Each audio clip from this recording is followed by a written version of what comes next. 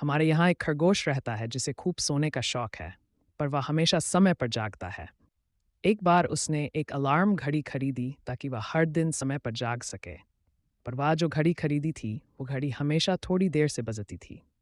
खरगोश ने कई बार उसे ठीक करने की कोशिश की, पर घड़ी फिर भी अपनी मर्जी से बजती थी। इससे खरगोश के दोस्त हमेशा उस पर हंसते, लेकिन खरगोश कभी हार नहीं मानता। वह समय पर जागने के लिए रात के टाइम में अपना खाना खत्म करने लगा।